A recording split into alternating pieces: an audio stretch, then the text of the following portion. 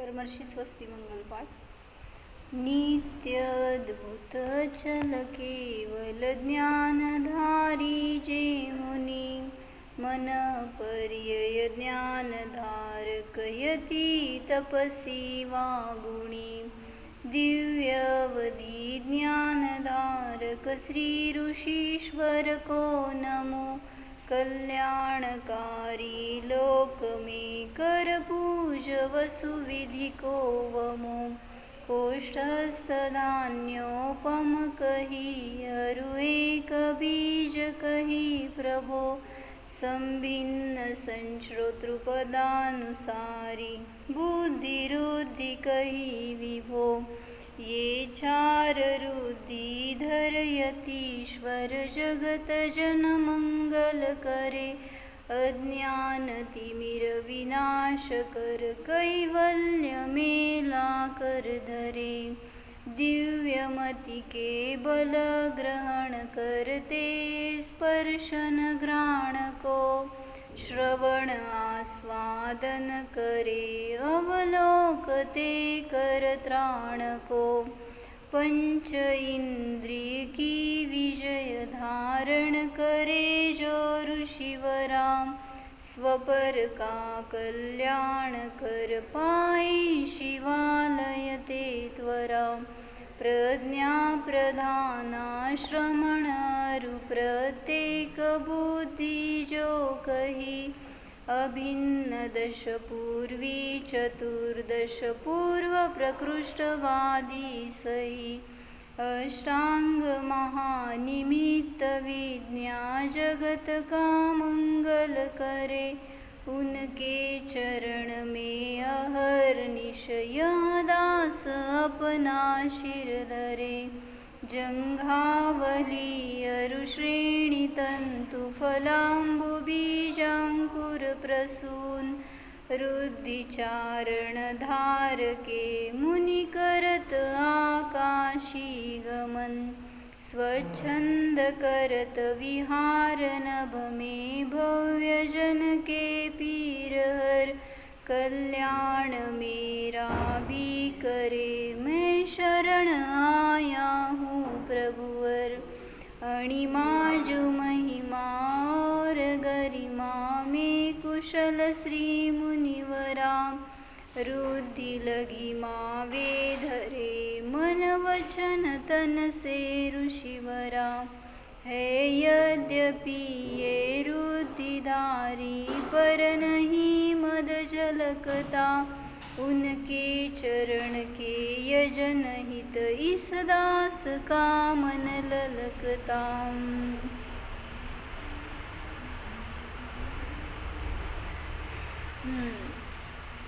जे विक्रिया रुद्धिधारी मुनी आहेत, तर त्यांच्यामध्ये कुठल्या कुठल्या प्रकारच्या विक्रिया आहेत, तर त्याचं वर्णन करताना 11 भेद सांगितलेले आहेत. अणिमा, महिमा, लघिमा, गरिमा, ईशित्व, वशित्व, अंतर्धान, अप्रतिघात, प्राकाम्य, प्राप्ती आणि कामरूपित्व असे एकूण विक्रियावृत्तीचे 11 भेद आहेत. तर या श्लोकाचा अर्थ कसं बघितलं होतं? श्लोकाचा अर्थ कसं बघितलं होतं आपण? अणिमा, महिमा, गरिमा यामध्ये कुशल जे मुनिवर आहेत, आणि कुठले तर लघिमा रुद्धी जे धारण करतात मन वचन तन याच्याद्वारे. जरी ते रुद्धिधारी आहेत, जरी त्यांच्यामध्ये विशेषता आहे, तरी सुद्धा त्यांच्या ठिकाणी कसलाही मद गर्व नाही.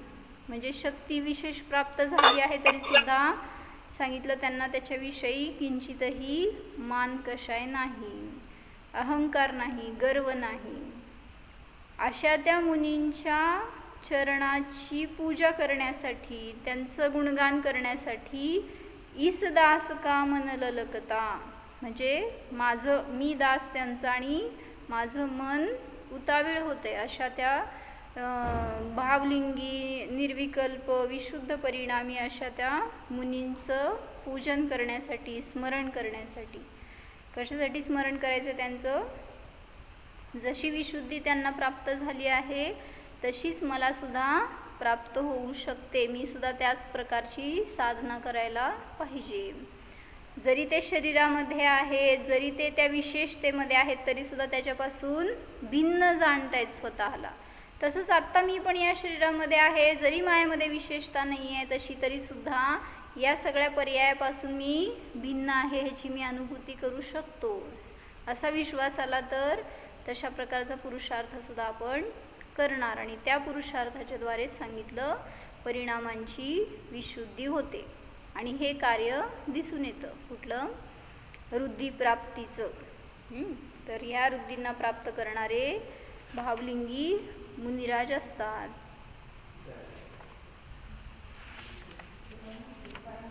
गरिमा आणि लघिमाचा अर्थ सांगा नाही. अजून करायचं आहे ना ते.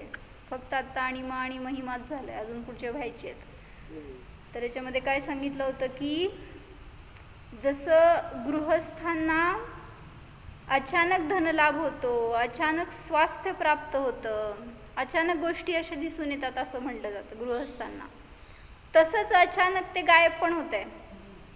म्हणजे अचानक धन आलं, अचानक निघून गेलं, अचानक स्वास्थ्य प्राप्त झालं, अचानकच रोग झाला, असं दिसून येत आहे. त्याच टाईपमध्ये मुनिराजांना अचानक वृद्धी प्राप्त होतात. म्हणजे अचानक म्हणजे शेवटी मागं त्यांची साधना कारण आहे की, पण असं नाही आहे की थोडं हळूहळू स्टेप बाय स्टेप प्राप्त झाली, असं नाही आहे. विशुद्धी अशी प्राप्त झाली आहे की त्याच्या निमित्तामध्ये या वृद्धी त्यांच्या ठिकाणी प्रगट होतात. हे वृद्धी सुद्धा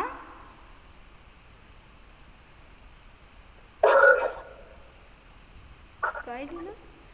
गृहस्थांनाही अचानक धनलाभ व स्वास्थ्य प्राप्ती होते.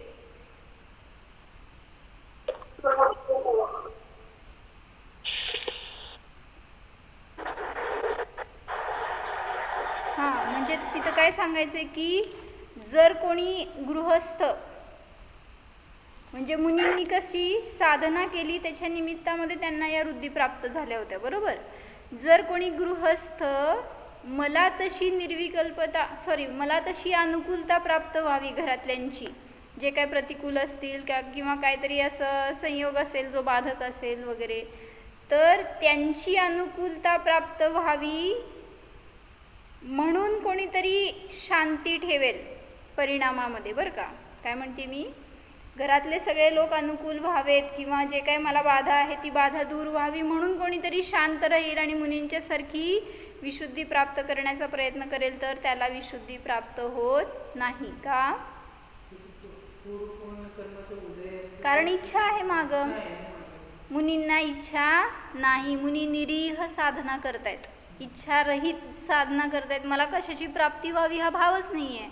आणि आपण या वृद्धी शिकून काय विचार केला की त्यांना जशी अनुकूलता मिळाली, जसं त्यांना राजा होते आणि दीक्षा घेतल्यावर जसं राजघराण्यात आहार होता तसंच मिळाला. दीक्षा घेतल्यावर सुद्धा जिथं कुठं घरात जातील तिथं सगळीकडं तसं राजसी भोजन मिळालं.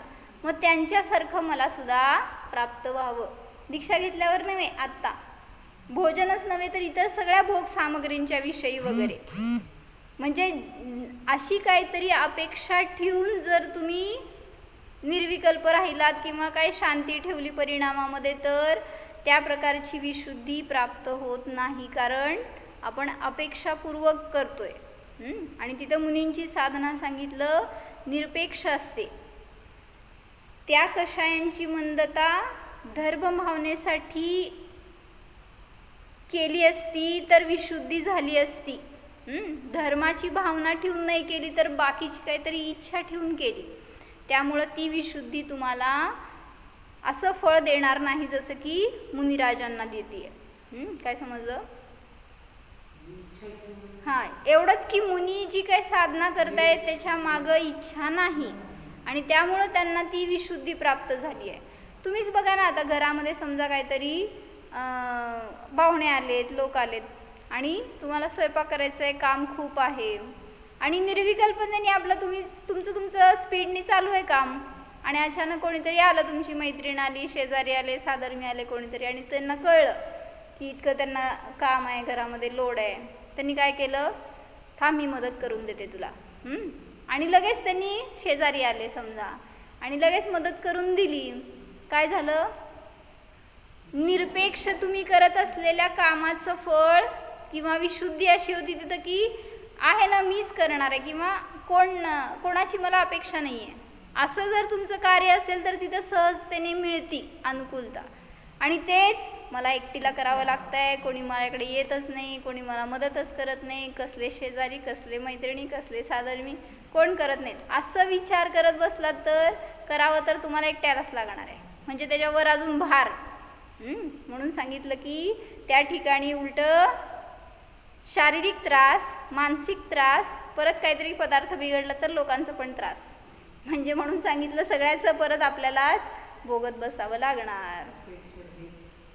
जे काय काम करणार त्याच्यामध्ये अशी निरपेक्ष साधना, निरपेक्ष वृत्ती असेल तर कुठलीही गोष्ट आपल्याला त्रास देणार नाही. मग ते एक माणसाचा स्वयंपाक असू दे नाही तर 10 माणसाचा स्वयंपाक असू दे, निर्विकल्पतेने करा ना, त्याच्याशिवाय गत्यंतर नाही.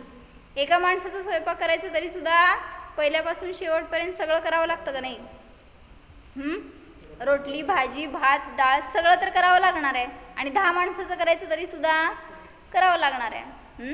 म्हणून तिथं जर आपण क्लेश करत केलं किंवा अनिच्छापूर्वक केलं, करावं लागतंय मला असं काहीतरी काय म्हणायचं धुमसत केलं तरी सुद्धा तिथं त्याचा त्रास आपल्यालाच भोगावा लागणार.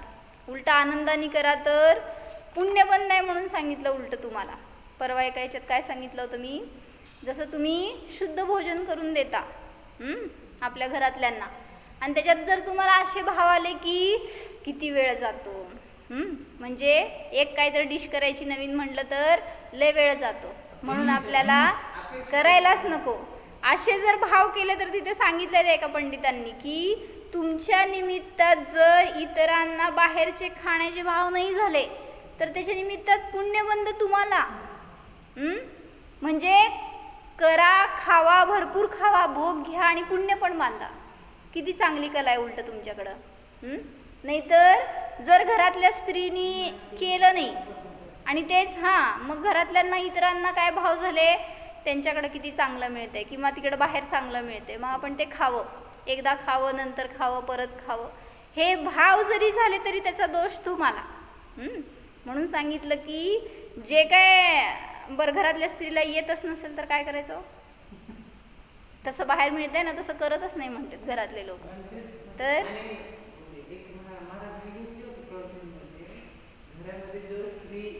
त्या मुलांना अपेक्षानुसार नाही केली तर त्यांचं व्यसन करायचं बाहेर जातं, त्यांना अपेक्षानुसार स्वादिष्ट आहार, मग त्याचा दोष तुम्हाला घरातल्यांना. त्याच्यासाठीच सांगायला लागले, त्यांनी भक्ष्य खाणार किंवा अभक्ष्य खाणार त्याच्यात त्यांची रुची जी झाली ना ती तुमच्या निमित्ताच झाली, म्हणून तुम्हाला उलट बांधून ठेवण्याचं काय म्हणायचं, त्यांच्या व्रत संयम नियमामध्ये त्यांचं पाप थांबवण्यामध्ये उलट तुम्ही जास्त सहकारी आहात, सहकार्य करू शकता. म्हणून तशा गोष्टीमध्ये आपण आळस करणं योग्य नाही. रोज नवीन डिश करून खाऊ घाला चालतंय असं सांगितलं उलटं. तुमचा वेळ गेला तरी चालतंय त्याच्यामध्ये, पण बाहेर जाण्याचे नाही कला आहेत तुमच्यामध्ये सगळ्या, तुम्ही करू शकता. पण आपण सगळं करू शकतो. आता ते भाव थांबतायत का सांगा की खाण्याचे बाहेरचे वगैरे रोज करू शकतात का, तेवढा वेळ जाते. तेच सांगायला लागले, तुमचे हे परिणाम आहेत ना, या परिणामांनीच घरातल्यांना बाहेरचे खाण्याचे भाव होतात. रोज रोज भाव होतात का नाही खायचे, मग ते भावांना काय करायचं. त्यामुळं वेगळं खाण्याचे भाव झाले ना तर तिथं बाहेर जाण्याचे भाव होऊ नयेत हे सांभाळणं तुमच्या हातात आहे, एवढं सांगितलं. बघा कसं करू शकता.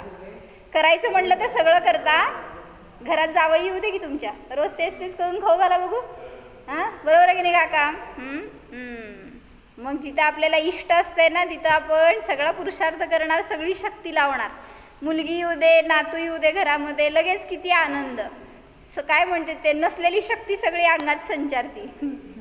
आणि सगळं करून खाऊ घालायची तयारी. मागितलं जर मुलांनी, नातूनी, त्या जावईनी हे पाहिजे, तुमचं ते डिश छान होती, काय करता हो, सगळं काय नसलं तर जमवून करून खाऊ घालणार. शक्ती लावली की नाही मग होऊ शकते. म्हणून तुमच्या हातात आहे, तुम्ही करा. धर्माचा उद्देश असावा मागं. कोणी अधर्माचं वर्तन करू नये, प्रवृत्ती असू नये, ह्याच्यासाठी म्हणून केलेला सगळा पुरुषार्थ क्षम्य आहे किंवा ग्राह्य आहे. त्याच्यामध्ये तुम्हाला पुण्याचा बंध आहे आणि त्या इतरांचं पापाश्रव थांबला तुमच्या निमित्तामध्ये. त्यामुळं उलट धर्म घडला तुमच्याकडून. जरी ते काम केलं आहे तरीसुद्धा शास्त्र घेऊन वाचन केलं आणि ध्यान केलं तरच धर्म आहे असं नाही आहे. जी काय अनुकूलता तुम्ही धार्मिकांना देताय, धर्माच्या स्थिरतेसाठी देताय, तर तो सुद्धा तुमचा धर्मच आहे. त्याच्या निमित्तात सुद्धा क्षयक्षमाची वृद्धी होते. पुस्तक घेऊन वाचायला पाहिजे असं नाही. चला तर आणि महिमा वृद्धी झाली होती काल आपली. तर या वृद्धींचा जनक कोण आहे? भगवान आत्मा, आपला स्वभाव. त्याचा आश्रय घेतला तर असे अतिशय प्राप्त झालेले दिसून येतात. काय बघितलं होतं काल? मेरू समान इतकं महान शरीर बनवण्याची कला म्हणजे ती शक्ती म्हणजे महिमावृद्धी आहे. मग त्या महिमावृद्धीच्या समोर जे काय हे काय म्हणायचं 5 हात 7 हात मुनी किंवा जरी 500 धनुष्य 550 धनुष्य उंचीचे मुनी, त्यांच्यासमोर किती लागायचे? म्हणजे ती शरीराची कमी जास्तपणा, तो आकार, तशी जी काय शक्ती प्रगट झाली आहे तर ती महिमावृद्धी म्हणली गेली. म्हणजे शरीराच्या आकारामध्ये कमी जास्तपणा करण्याची ही वृद्धी. आणि तेच ज्ञानाची महानता प्रगट केलेली वृद्धी कुठली? केवल ज्ञान. म्हणजे ज्ञानाकडून पाहिलं तर महान बनवण्याचं कार्य केवल ज्ञान वृद्धीचं आहे आणि शरीराला लहान मोठं किंवा महान बनवण्याचं कार्य या महिमा वृद्धीचं आहे. पण या वृद्धीच्या निमित्तात म्हणजे या वृद्धींचा त्या मुनींना काही फायदा नाही किंवा ते त्याचा उपयोग करत नाहीत. फारच रेअरली असं काहीतरी कंडिशन्स असतील तरच करतात. केवळ ज्ञान ही वृद्धी गंधर आणि फक्त तीर्थंकरांना होती का बाकीच्या जीवांना पण होती? जे कुठले मुनी गेले ना मोक्षाला सगळे केवळ ज्ञानपूर्वकच गेले. त्यामुळं सगळे अरिहंत, जे कोणी अरिहंत झाले, सामान्य असू देत अरिहंत किंवा तीर्थंकर केवली असू देत, सगळ्यांना केवळ ज्ञान प्राप्त झाल्याशिवाय मोक्ष नाही. ज्ञानावरणाचा नाश झाला आणि त्या ठिकाणी म्हणजे तिथं अंतरंग स्वभावामध्ये त्यांची अशी लीनता की त्याच्या निमित्तामध्ये बहिरंगात ज्ञानावरणाचा नाश झाला आणि केवल ज्ञान प्रगट झालं. ते केवल ज्ञान हीच स्वतःमध्ये एक वृद्धी आहे. तर आज पुढची वृद्धी बघू. काय? गरिमा वृद्धी आहे.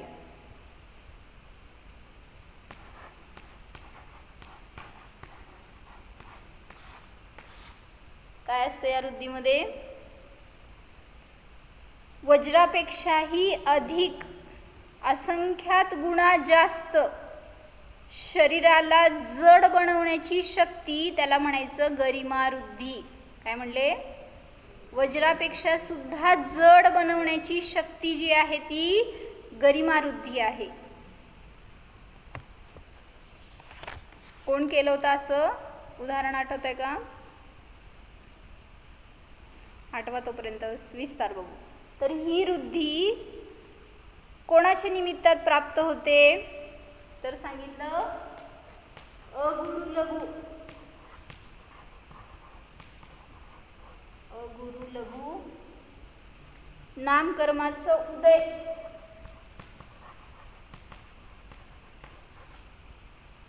अगुरु लघु नामकर्माच्या उदयाचं निमित्त असताना आणि दुसरं सांगितलं वीर्यांतराय आणि लाभांतराय या कर्मांचा उत्कृष्ट क्षयक्षम असताना म्हणजे विशिष्ट क्षयक्षमाचं निमित्त असताना गरिमा वृद्धी प्राप्त होते. कारण गरिमामध्ये बल आहे ना, बलाची प्राप्ती झाली आहे त्यांना. त्यामुळं वीर्यांतराय आणि लाभांतराय हे दोन्ही कर्मांचं निमित्त घेतलंय तिथं क्षयक्षमाचं. आणि अगुरु लघु का घेतलं? कारण शरीराला लहान मोठं करण्याचं कार्य या अगुरु लघु नामकर्माचं असतं. म्हणजे तुम्ही आत्ता या शरीरात आहात, तर इथून समजा मरून तुम्ही मुंगीच्या शरीरात गेला, तर आत्ताचं जे काय हे 6 फूट किंवा 5 फूट शरीर आहे, तर ते अगुरु लघु नामकर्माच्या उद्याचं निमित्तात मिळालं आहे असं शरीर. आणि तेच शरीर जेव्हा तुम्ही कुठल्या लहान तिर्यंच्याच्या शरीरात गेला, किडा मुंगीच्या वगैरे, तर त्या ठिकाणी मिळालेलं ते त्या सईचं शरीरसुद्धा अगुरु लघु नामकर्माच्या उदयाचं निमित्त असताना प्राप्त होतं. तर एक उदाहरण काय सांगितलं की गरिमा म्हणजे शक्ती मिळाली आहे ना त्या शरीराला, तर त्यासाठी सांगायला की जेव्हा महावीर बालक होते, महावीरांचा जीव बालक अवस्थेमध्ये होता, तर त्याला पांडुक शिलेवर अभिषेकासाठी नेलं जात होतं. त्यावेळेस तो इंद्र होता, त्यांनी त्या बालकाकडे बघितलं. आत्ता जन्मलेलं बाळ केवढं असणार आहे आणि त्याच्यात किती शक्ती असणार आहे, तर ते कशासाठी नेत होते पांडुक शिलेवर? हां, तर तिथं त्यांचं अभिषेक करायचं, त्यांना त्यांची भक्ती प्रकट करायची असती त्या देवांना.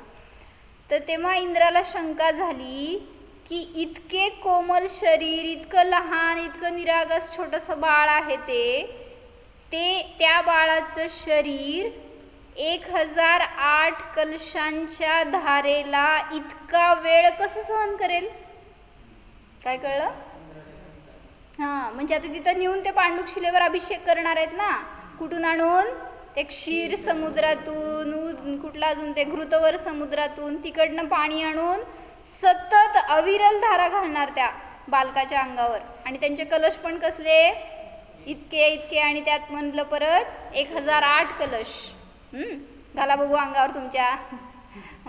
आपण साधं बादलीवर आंघोळ केलं तरी 2 बादल्या घातलं तर बास होत आहे आपल्याला, श्रम होतात अधिक. मग तिथं त्या बालकाला कसं सहन होणार, असं सहज इंद्राला शंका आली. इतका वेळ, आणि ते पण कारण ते घालत राहणार ना देव आणून आणून, त्यामुळं ते इतका वेळ कसं सहन करणार. तेव्हा त्याच्या उत्तरार्थ असं समाधान केलं गेलं की बालकाने आपला अंगठा अगदी हळूच हलवला, तर कुठं पांडुक शिलेवर बसवलं त्या बाळाला. पांडुक शिला कुठं आहे? वर गच्चीवर. पांडुक शिला कुठं आहे हो? मेरू पर्वतावर. हां, मेरू पर्वतावर सगळ्यात वर आहे ना. 4 बाजूला 4 का 3 काय 4 असतील बहुतेक शिळा आहेत. त्याच्यामध्ये एक पांडुक शिला आहे, ज्याच्यावर की तीर्थंकर बालकाला स्थापन करून त्याचं जन्माभिषेक केला जातो. तर त्या बालकाने त्या ठिकाणी त्याला ठेवलेला असताना आपला अंगठा अगदी हळूच हलवला बरं का, पर्पजफुली पण नाही, सहज हलवला. तर त्या काय म्हणायचं, त्या हालचालीच्या निमित्तात सर्वत्र कंप सुरू झाला.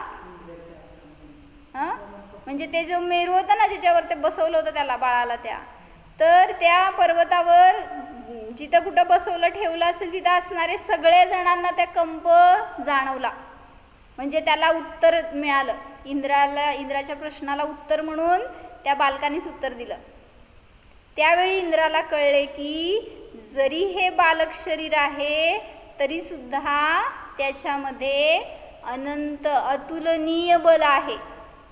म्हणजे काय म्हणायचं, बलशालीच आहे ते शरीरसुद्धा. भलेही ते बालक अवस्थेमध्ये आहे तरीसुद्धा त्याच्यामध्ये अशी इतकी महान शक्ती आहे. आणि त्याची प्रतीती आली की अजून भक्ती उमडली इंद्राची. म्हणजे म्हणायचं काय की बाहेरची काहीतरी जादू बघून आपण लगेच त्याच्यावर भुलतो, आणि तसं मग तिथे नमस्कार म्हणजे काय, चमत्कार दिसल्यावर तुम्हाला नमस्कार आठवणार. त्याच्या आधी लहान बाळ दिसलं तर तिथं कुठं तसं वाटलं त्यांना. पण म्हणून म्हणलं की जिथं तीर्थंकर बालक जन्मणार तर जन्माच्या पूर्वीपासून त्याच्याबरोबर इतकं पुण्य आहे. आणि मग असं काय त्याच्यामध्ये शरीरात बाधा असणार आहे की कुठलंही जर असा अभिषेक केला, कुठं त्यांना कुठं नेलं आणलं तरी त्या शरीराला काय बाधा होणार आहे, कारण पुण्यशाली आत्मा आहे तो. त्याच्या निमित्तात त्यामुळं शरीरसुद्धा त्यांना तशाच प्रकारचं प्राप्त झालेलं असतं.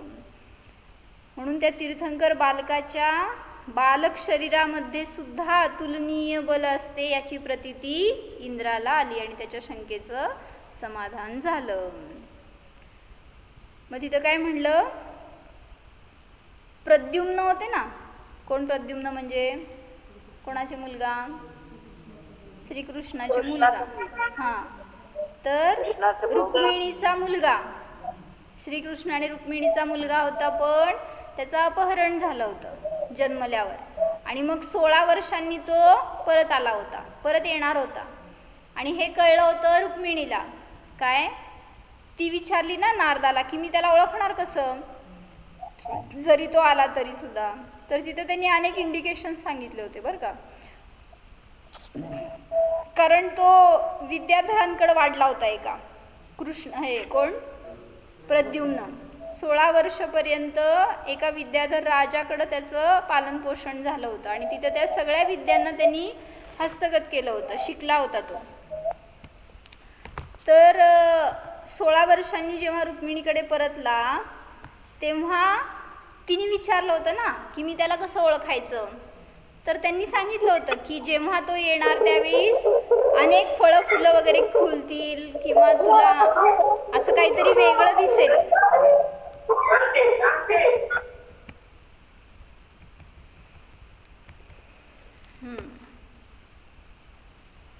काहीतरी अद्भुत चमत्कारिक दृश्य दिसतील असं वगैरे त्यांनी एक ओळख म्हणून द्यायलासाठी सांगितलं होतं बरं का. मग त्यांनी काय काय केलं, काय म्हणायचं, एक खेळ करण्यासाठी, त्याचा खेळकर स्वभाव प्रगट करण्यासाठी. म्हणजे ते पांडव पुराणमध्ये वाचलं होतं बरं का, की आईवडिलांनी लहानपणी बघितलं नाही ना, आता लहान त्याच्या काय म्हणायचं बालक्रीडा बघितल्या नव्हत्या प्रद्युम्नच्या. मग त्याला काय उक्की उठली की आईवडिलांना आपण आपलं बालक रूप दाखवावं. आणि मग त्यामुळं तो सगळ्या प्रकारचे खेळ करत तिच्यासमोर चाललाय. किंवा एक त्यांना काय म्हणायचं, तुम्हाला काय करतात लहान बाळ, सतवतेत म्हणा किंवा काय एक छेडतेत असं. हां, तसं त्याला उकी उठली की आपण आईवडिलांना थोडंसं, बालक असताना तर काय करू शकलो नाही तर आत्ता करू, असं म्हणून त्यांनी एक एंट्री व्हायची होती ना त्याची. त्यामुळं प्रद्युम्न जेव्हा 16 वर्षांनी रुक्मिणीकडे परत आले तेव्हा सर्व विद्यांना प्राप्त केले होते. त्याच्या सहाय्याने ते कुतूहल करू लागले, काहीतरी अद्भुत कार्य दाखवू लागले. जसे शरीराला त्यांनी काहीतरी एक आपलं हे काय म्हणायचं, ब्राह्मणाचं का काय बटूचा असं वेश केला होता आणि ते गेले होते तिच्यासमोर. पहिल्यांदा तर तिला समजलं नाही कोण आहे हे. आणि मग त्यावेळेस त्यांनी कुतूहल म्हणून जेवायला बसला तर किती खातोय सगळं संपलं त्या कृष्णाच्या किचनमधलं, तरीसुद्धा तो विद्या आहेत ना त्याच्याकडं, त्यामुळे त्या विद्यांच्याद्वारे तो असं कुतूहल करतोय. सगळं ते तुझ्या राज्यातलं सगळं धान्य संपलं तरीसुद्धा माझी भूक नाही संपणार असं दाखवलं. परत म्हणलं की आपलं शरीर इतकं भारी बनवलं, इतकं काय म्हणायचं जड बनवलं आणि सत्यभामेच्या दारावर पडून राहिला आडवं. आणि मग अनेक सामंत आले, सैनिक आले, ज्यांनी की त्याला हलवण्याचा, उचलण्याचा, ढकलण्याचा प्रयत्न केला, पण विद्याच होत्या त्याच्याकडं शेवटी. तर त्याच्याद्वारे ते कितीही प्रयत्न केलं तरी सुद्धा त्याला हलवू शकले नाहीत. असं अनेक प्रकारांनी त्यांनी कुतूहल करून सांगायचं कशासाठी होतं मला, की त्याच्याकडं सुद्धा ही विद्या होती, महिमा नावाची वृद्धी म्हणा किंवा विद्या म्हणा, जेणेकरून त्यांनी आपल्या शरीराला असं वेगळं रूप देऊ शकत होता. पण ही वृद्धी म्हणली जात नाही, जी की आहे ती कला म्हणा, विद्या म्हणा, विशेषता म्हणा, पण जी वृद्धी असते ती निमाने मुनिराजांकडेच असते.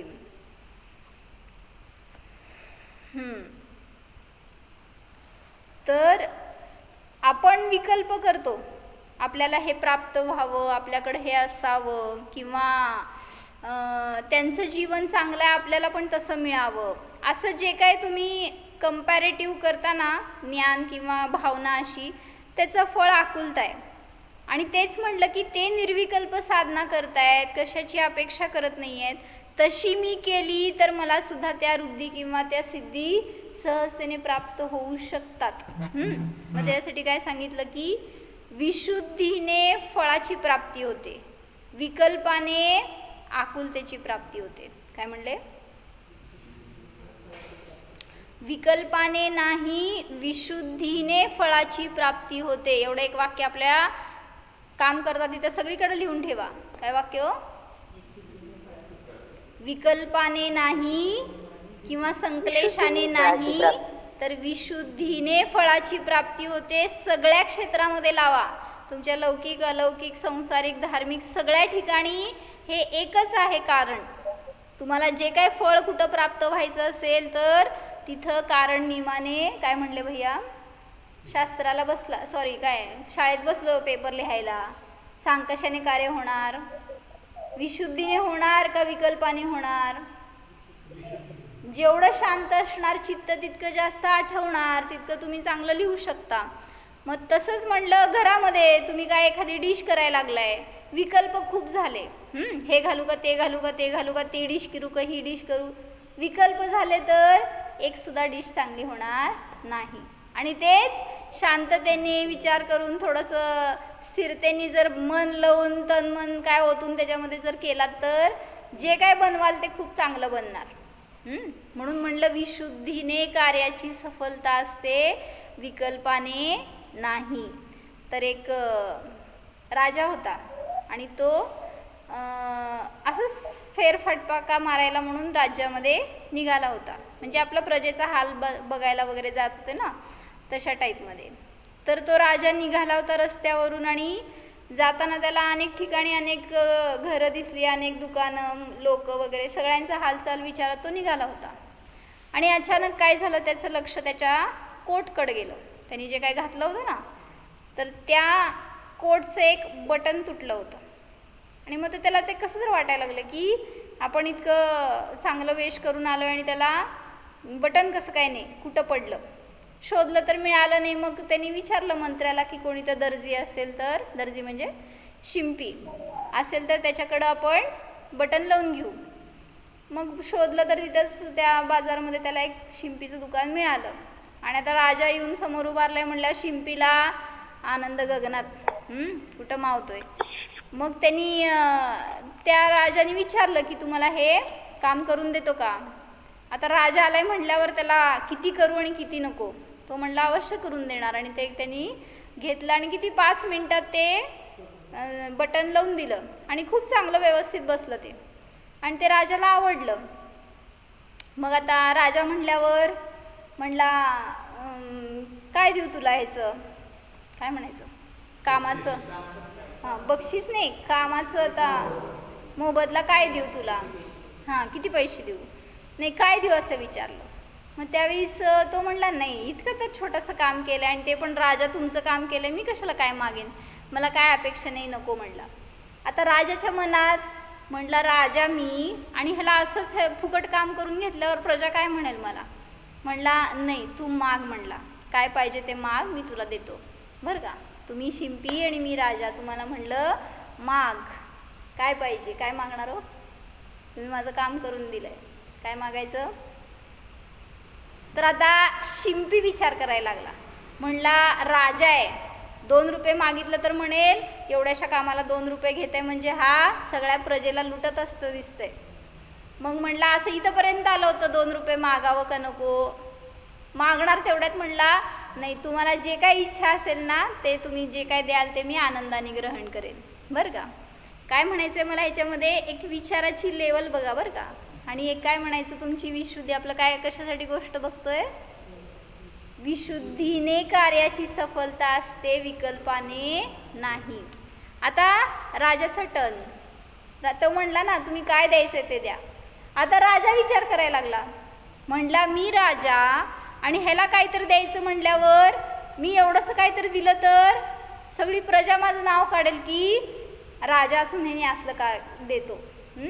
म्हणला किती देऊ विचार करत त्यांनी मंत्र्याला सांगितलं याला 2 गाव बक्षीस. काय केलं, ह्याला म्हणायचं रॉयल पर्सनॅलिटी. म्हणजे त्याचे विचार असे उच्च असतात राजाचे. आम्हा सांगतात ना नेहमी, राजा जर दान करेल ना तुम्ही खिशातनं नोट काढून ते गिन्नी काढून बघून टाकाल ते दान करायला. पण राजा असं त्या थाळमध्ये रत्नाच्या सुवर्णमोहरांच्या असं थाळमध्ये हात घालून मुठीने देतो दान करताना. असं नाही बघत किती आलं, कमी आलं का जास्त आलं, काय नाही. रत्न हिरे दिलं तरी असं देईल, माळ देईल तर गळ्यातली काढून अशी देईल. त्यामुळं त्याला म्हणायचं राजसी प्रवृत्ती. अशी प्रवृत्ती असायला भाग्य लागतं, म्हणजे तुमचं पण आणि त्याचं पण. तर तिथं त्यामुळं पूर्वीचे राजे लोक वगैरे कसे असायचे हो, दानशूर पण तितकेच आणि वैभवशाली पण तितकेच. कारण द्यायचं तर तिथं मागं पुढं नाही. त्यामुळे येत असताना सुद्धा त्यांना भरभरून येत होतं. आणि आपल्याकडं किती येत आहे हो, येत असताना चमच्यानी येत आहे आणि जात असताना किती म्हणतात टोपल्यानी बदबदून जात आहे. म्हणजे धनाचं व्यय आपल्याकडं जास्त आहे आणि आवक कमी आहे. का? कारण आपली प्रवृत्ती अशी आहे. तर मला काय सांगायचं होतं हे, की तो शिंपी निर्विकल्प राहिला. त्यांनी विकल्प नाही केले की राजाने मला इतकं द्यावं इतकं द्यावं. सहज त्यांनी केलं कार्य तर इतकं चांगलं फळ मिळालं. काय मिळालं? काय करायचं आता, शिंपीचं दुकान बंद, 2 गावं मिळाली म्हणल्यावर सगळं त्याचं जीवनच बदललं ना. म्हणल्यावर त्याला त्या राजाची इतकी महिमा. म्हणजे राजाला असं वाटायला की मी 2 गाव देतोय म्हणजे कुठं लोक मला नावं ठेवून येत, एवढंसंच दिलं असं. आणि त्या प्रवृत्तीमुळं त्या शिंप्याचं कल्याण झालं. आणि शिंप्याचे भावसुद्धा असे विशुद्ध होते, त्याचं फळ त्याला अशी प्राप्ती झाली. तसंच आपल्या पण आयुष्यामध्ये आहे. कुठल्याही कार्यामध्ये तुम्ही जर शिरलात, ते करायचं असेल तर त्याच्या शेवटपर्यंत जितकी विशुद्धी असणाऱ्या परिणामामध्ये त्याचं फळ नियमाने चांगलं मिळणार. आणि जितकं संक्लेश करणार आहे तितकं त्याच्यामध्ये आपण स्वतः बाधा उत्पन्न करत जातो. त्याचा अनुभव मला आला आहे. म्हणजे मी जेवढी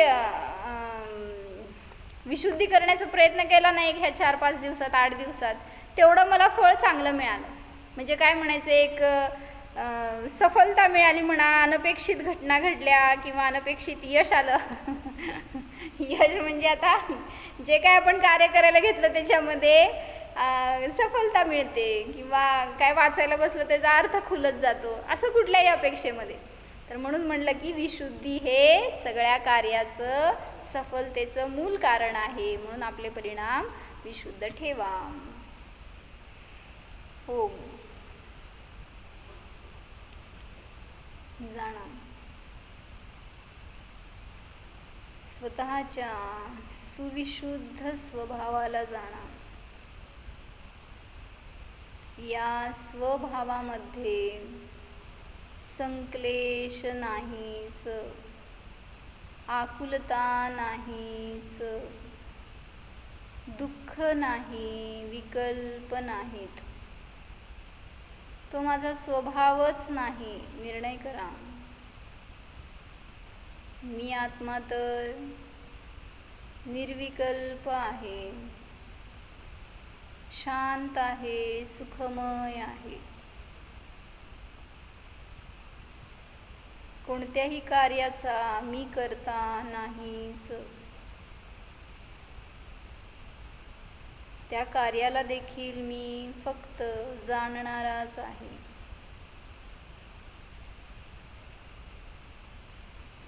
जाननहार स्वरूपोऽहम्.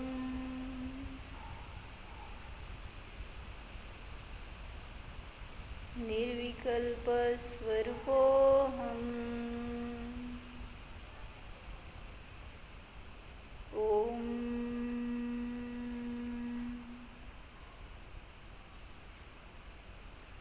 विसर्जन.